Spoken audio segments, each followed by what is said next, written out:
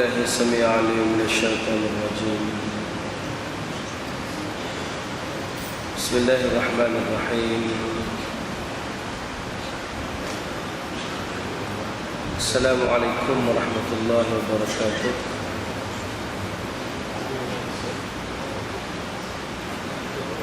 الحمد لله رب العالمين،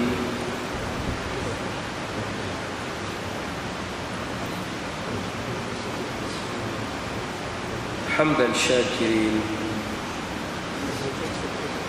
حمدا حامدين، حمدا في كل نعمة أنزل الله إلينا.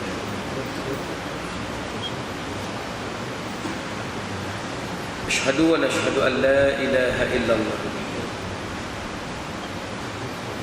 وأن محمدا عبده ورسوله. اللهم صل وسلم وبارك على محمد وعلى آله وصحبه ومن تبعهم بإحسان إلى يوم الدين. أما بعد، فيا عباد الله اتقوا الله، أوصيكم ونفسي بتقوى الله، فقد فاز المتقون. رب اشرح لي صدري ويسر لي أمري واحلل عقدة من لساني يفقه قولي. ربنا زدنا علما وارزقنا فهما. وقال الله تعالى في كتابه العزيز: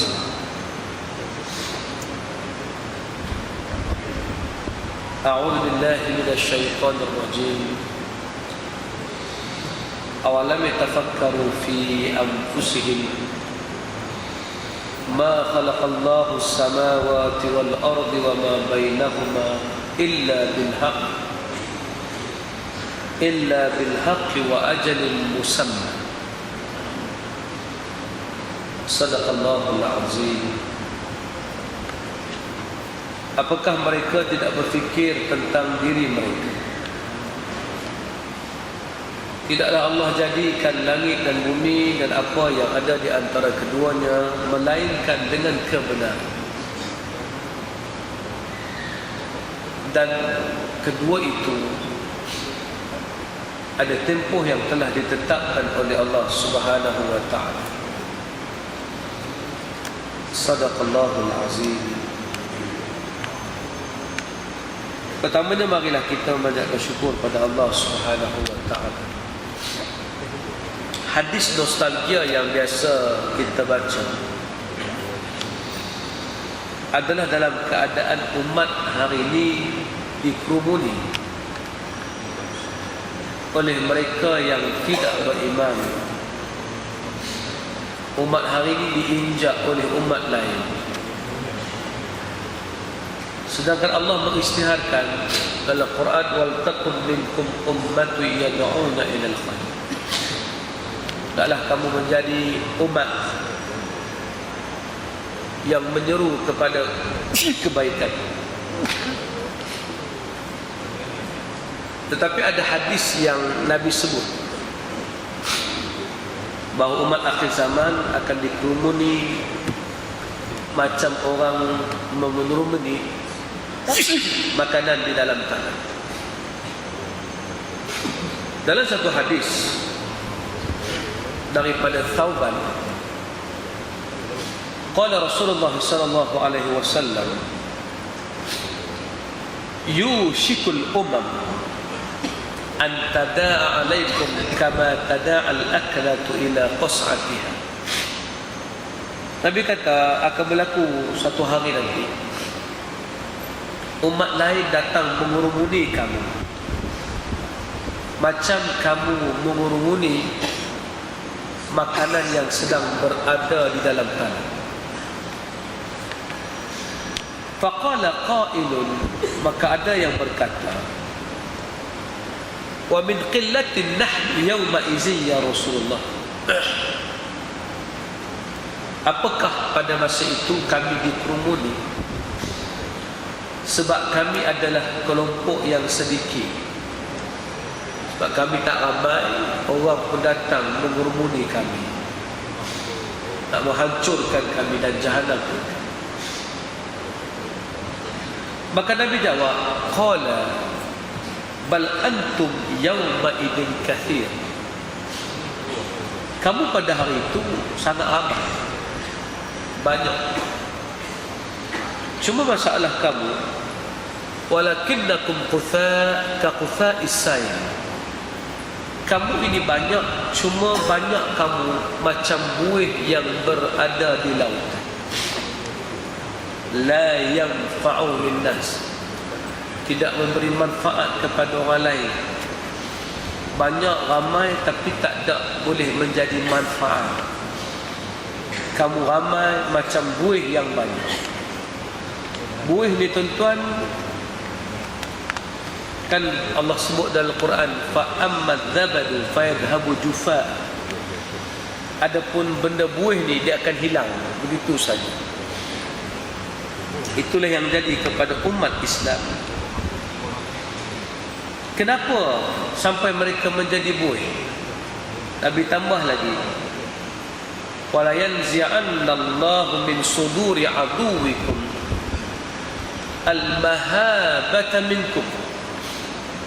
Allah cabut daripada jiwa musuh-musuh kamu, musuh-musuh Islam, perasaan haibah kamu.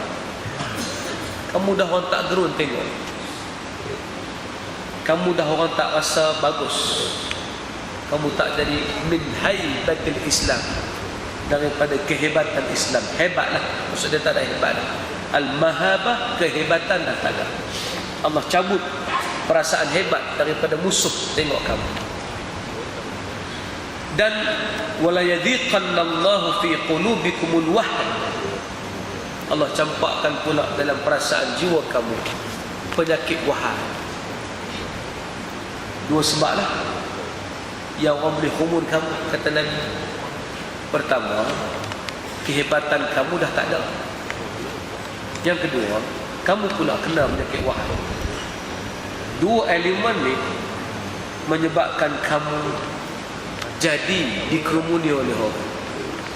Faqala qailun, maka tukang tanya pun bertanya lagi pada Rasulullah, ya Rasulullah, wamal wahnu? Nabi, wahan tu apa? Kami tak faham. Wahan tu, kata Nabi, hubbud dunya wa karahiyatul maut. Cintakan dunia dan takut kepada kematian. Jadi kena unah bagi betul sikit. Cintakan dunia kerana takut kepada kematian. Kejar dunia wajib. Ambil dunia wajib. Ulun dunia wajib. Sebab keluar zakat wajib. Ma la yatimul wajib illa bihi fahuwal wajib. Satu benda tak boleh buat kewajipan itu melainkan kena ada benda itu. Kena ada satu benda lain baru kewajipan boleh laksana. Benda yang menyebabkan kewajipan terlaksana juga jadi wajib. Solat wajib. Ambil uduk ketika solat wajib ke sunat? Wajib. Kalau tanpa uduk boleh solat? Tak boleh. Asal hukum uduk sunat. Oleh itu, nak solat wajib ambil uduk. Walaupun time tidak solat, hukum mengambil wuduk adalah sunat. Gitulah.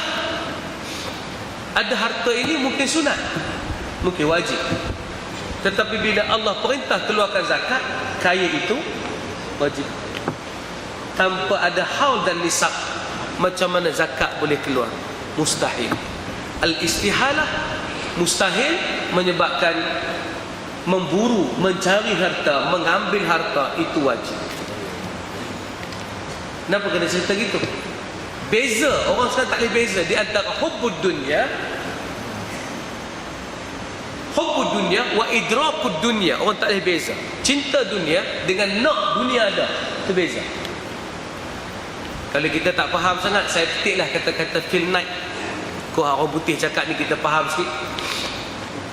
Phil Knight kata, kita mengejar duang, kita mengejar duit bukan kerana kita kejar duit. Kita nak duit bukan kerana kita perlukan duit. Duit ibarat sel darah merah di dalam tubuh badan. Untuk mencipta sel darah merah, kita kena makan. Baru sel itu ada. Tujuan apa sel itu ada? Semoga badan kita boleh berfungsi baik dan kita boleh pergi lebih jauh. Tanpa sel darah merah yang sihat, manusia pasti tidak sihat. Tetapi tiada siapa hidup untuk sel darah merah. Kita hidup untuk pastikan tujuan hidup kita sampai. Tapi nak sampai tujuan hidup, sel darah merah kena ada. Gitulah duit.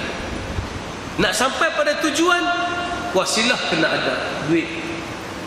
Yang Nabi kata hubbud dunya, orang yang menjadikan duit sebagai maqasid, sebagai tujuan. Apa tanda duit sebagai tujuan? Bila dia dapat duit, dia tidak memberi value kepada duit dia. Apa maksud dia tak bagi value pada duitnya? Bila dia ada duit, dia gunakan untuk merapu-merapah. Dia beli kapal terbang 18 biji yang tak dia guna susun di rumah. Sebab dia takut wang itu terlepas pada orang, lebih baik aku guna, aku cari. Dia bazirkan wang tersebut. Tuan-tuan baru ni ada cerita, di Abu Dhabi ke di Dubai, punya duit banyak, tak tahu nak buat apa. Ini hubbud dunya suruh.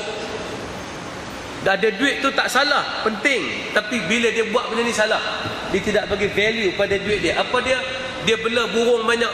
Burung lang, burung lah. Menatang mak burung semua ada kat dia. Lalah, dia duk kawan dengan burung ni lama, dia jadi mesra dengan burung. Bila mesra dengan burung, nak bawa burung dia berjalan. Nak bawa burung berjalan, dia tempah sebuah flight. Dan setiap seat dalam flight itu diletakkan setiap burung dan dibayar tambang setiap seat itu kepada burung-burung tadi. Jadi burung duduk atas seat, ada pramugari pergi layan burung tu. Sir, you want order this or this? Ini orang yang tak tahu value duit dia. Dia pergi bagi value pada benda macam tu. Yang ni orang kita sedang buat kalau ada duit. Bila ada duit, beli kereta tak pakai. Ni kereta pakai, tak pakai saja ya beli. Ada duit, tambah rumah. Ada duit, perbesarkan apa yang ada di rumahnya. Ada duit, dapur dah boleh masak lah, extend lagi. Kalau tak masak lagi tak apa, tapi saja extend. Pasal apa ni? Dulu dah cantik dah. Saja duit banyak, tak tahu nak buat apa. Saja nak pamer nikmat Allah. Maksud hubbud dunya, orang yang tidak bagi value pada duit.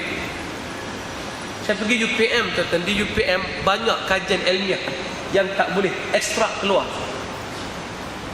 Orang Islam kita hebat dalam bab penciptaan. Tuan-tuan jangan bohong saya lah kalau orang kata orang Melayu tak hebat.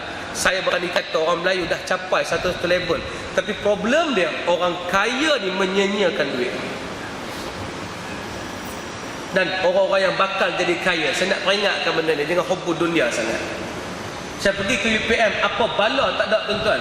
Missionary, benda, semua, burger. Seorang tu dia ambil PhD bahagian biskut. Tuan-tuan bayang PhD ada bahagian biskut. Kita dah tengok PhD ni, kita nak PhD Quran, PhD hadis. Sebab bila kita tahu hadis, kita boleh berdebat dengan ustaz lain tak? Pasal megah boleh cerita ni hadis sahih, ustaz tu baca hadis tak sahih. Jadi nak berdebat. Kawan ni PhD buat biskut. Apa kepakaran dia? Biskut cracker, apa nama? Allahumma salli ala Muhammad. Apa yang awak nak makan tu? Warna merah ni? Cracker tak? Krik. Saya lupa. Bukan. Biskut, bukan biskut yang ada coklat. Itulah saya nak sebut. Kriket. Kriket lah. Kriket. Biskut kriket tu dia buat hak dalam tu. Biasanya kalau kena coklat, biskut tu akan lembut. Tapi dia boleh cari satu kaedah, hak dalam tu dia kenalah coklat macam mana pun dia tetap keras dan dia tetap rapuh. Orang ni dengan kepakarannya dia boleh buat kon aiskrim. Dengan kepakarannya dia boleh buat benda-benda berkaitan dengan biskut untuk orang Islam. Tapi kita tetap makan biskut cap pimpong. Kita tetap guna biskut ni. Kenapa? Orang kaya ni beli kolam renang, beli kolam, duduk di rumah nak tunjuk ini kolam saya. Tuan-tuan tu salah. Ini hubbud dunya. Ini bukan menyerang, ini geram juga. Kita seronok bila dia ada duit, dia buat R&D. Ambil duit tu, research and development. Buat lagi. Aku ada produk ni, aku nak bagi baik. Dulu aku ambil OEM. Tuan-tuan, OEM ni original equipment manufacturer. Maksud dia manufacturer. Kita ambil barang orang, kita bubuh cop sendiri. OEM. Daripada hampir ambil barang orang, hang dah ada duit dapat 14 juta.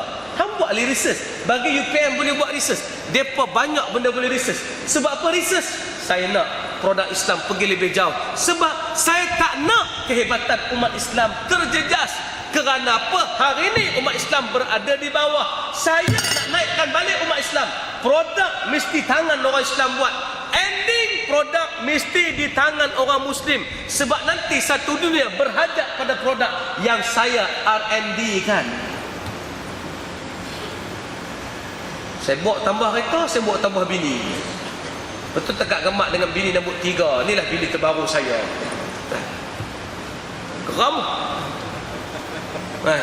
Geram. Siapa geram? Kita tak berkesempatan. Kita ada fikrah. Tuan-tuan yang bersama dengan saya ada fikrah. Saya ada fikrah nak buat benda tu. Saya nak research. Saya nak duit yang tuan-tuan ada, yang saya ada. Kita buat benda tu. Tapi Tuhan tak mengizinkan setakat ni. Sebab saya sibuk dengan kerja-kerja mengajar orang. Saya sibuk nak bina fikrah. Kadang-kadang mari perasaan apa? Aku berhenti mengajar ni, aku buat benda tu lagi. Tapi saya tahu lah kalau aku buat benda tu, aku jadi macam tu. Itulah hubbud dunia. Akhir sekali Allah buat dua benda.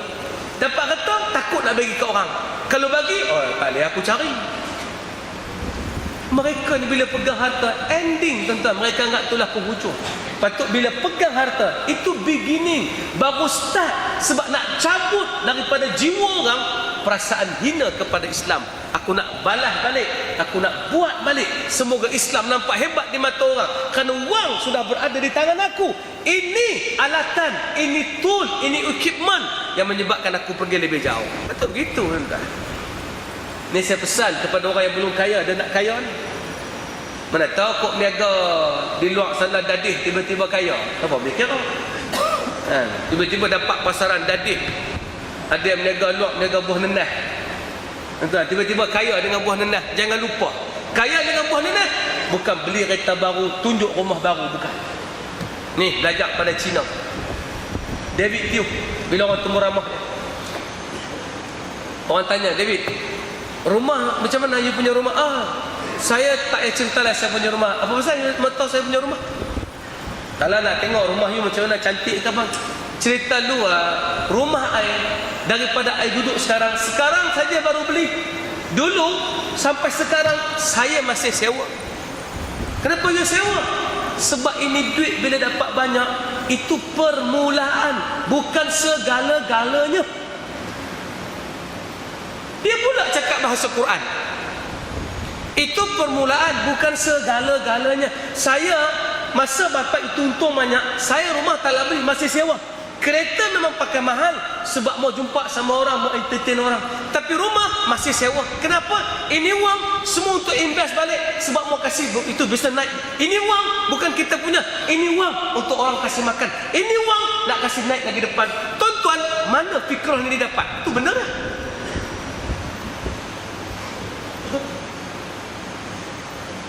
Orang kita, saya ada bela kucing saya 30,000. Siapa tu? Orang kita, siapa? Sebab tu Allah tak pandang hebat padanya. Maksud tengok tak pandang hebat, pasal dia sendiri mencabutkan kehebatan itu. Dan dia ada dua penyakit tadi. Tolong tuan-tuan, inilah kekayaan yang sangat bahaya. Al-mahabah wal-wahnu ghairul mahabati. Allah cabut perasaan mahabah. Yang kedua ada penyakit wahai. Tu orang kaya yang paling takut tengah-tengah miskin ni pun ada penyakit tu. Dah gitu, tengah-tengah miskin pun ada penyakit tu. Apa dia penyakit wahai ni? Hubbud dunia. Hak-hak orang lain dikira hak dia. Oh, lagi bahaya. Tu hak aku, patut aku dapat. Pasal apa aku tu dapat? Pergi cari rumah, geram. Inilah masalah umat Islam. Hadis ni bukan untuk kita baca dalam nada lemah. Hadis nak beritahu, kalau dah sampai ke titik itu, kerja kamu nak keluarkan apa benda, pastikan dua benda ni tak jadi. Jangan sampai hilang mahabbah al-haibatu minal Islam. Jangan sampai hilang. Yang kedua, jangan sampai kamu kena penyakit wahan. Kita tak pernah takut dengan kematian. Kita get ready dengan mati. Kita tak pernah cintakan harta. Tuan-tuan, orang yang boleh buat tak cintakan harta. Orang yang boleh buat tak cintakan harta. Steve Jobs, orang masuk rumah dia, barang tak ada dalam rumah. Barang tak ada. Posen pun tak ada, katil pun tak ada. Orang tanya kenapa? Mungkin jawapan dia nak tunjuk sikit. Saya ni cari benda perfect, tak jumpa lagi perfect. So saya tak beli benda-benda common ni, tak mau. Biar saya duduk atas lantai, tak bagi. Lagipun saya bukan ada masa nak fikir semua ni. Mark Zuckerberg, mana sibuk duk tambah rumah, sibuk tambah teknologi. Teknologi terbaru dia buat apa teknologi tuan-tuan? Dia buat iSiri. Oh bahaya tuan-tuan. Dia ada duit, kaya banyak, dia buat iSiri. Apa iSiri buat? Dia buat teknologi dalam rumah. Baru dia ditunjuk macam mana rumah dia bagi arahan berjalan. Siri, apa fan, open fan, switch off, switch on the fan. Dia pun okey. Dia guna suara seorang pelakon tu apa nama dah. Switch on TV, switch off TV. TV tertutup. Dia tunjuk teknologi dia. Buka pintu, open the gate, open the door. Dia buka. Dan rumah tu bercakap. Orang invest sampai tahap tu, satu perkataan yang dia ada, nak jadikan dunia better place for everybody. Dia jadi khalifah. Mark Zuckerberg jadi khalifah. Sistem yang aku buat ni for everybody, for everyone, for helping them to do the better percent in the better place in the world. Nak jadikan tempat lebih baik di atas muka bumi. Oh tuan-tuan, mindset ni penting. Ada hak ni kita pergi jauh. Buat apa pun duk fikir nak bagi tempat lebih baik, nak bagi dunia lebih baik, nak jadikan tempat lebih bagus. Mudah-mudahan kita termasuk orang tu tuan-tuan. Hidup ni sekali, dia tak boleh repeat. Masa zaman kecil-kecil kita main game, betul tak? Kita main game Street Fighter. Tak apa tu game, kalah 3 kali boleh repeat balik. Power habis, masuk duit 2 rupang macam tu, boleh repeat balik. Bubuh fire balik, Avogan boleh zaman tu. Sekarang ini bukan video game tuan-tuan. Ini kalau kita fail until die, kita akan gagal sampai hidup. So semasa-masa ni masih berada, masa kita bernyawa ni, kita ubah balik. Aku kena buat sesuatu. Aku tak boleh dah jenis nak ambil hak orang. Tugas aku menyumbang, tugas aku bukan dapat. Kena ubah mindset kita. Datang Jumaat ni apa dia? Tugas aku keluar, apa aku nak sumbang, dapat kemudian. Kerana bila aku sumbang, dia akan dapat. Tu ya. Tapi kalau aku tunggu, dia tak dapat. Saya selalu sebut falsafah ni yang disebut oleh Ustaz Ismail Kamus. Jangan tanam lalang, padi tak tumbuh tuan-tuan. Jangan tanam lalang, padi tak tumbuh. Lalang ni ibarat asyik minta ke orang, orang tak bagi tuan-tuan.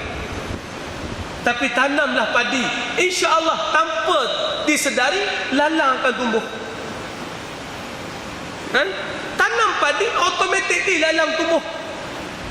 Bagi ke orang, automatically dia invite datang balik. Barat boleh percaya? Value dia ada echo dia. Echo of value is money. Ini Bob Buck sebut dalam bukunya Go Giver. Dia kata dalam Go Giver, setiap kali kita memberi, kita akan ada echo. Echo kepada memberi itu adalah dalam bentuk duit akan datang pada kita. Dia ibarat bila ada guruh, pasti ada kilat.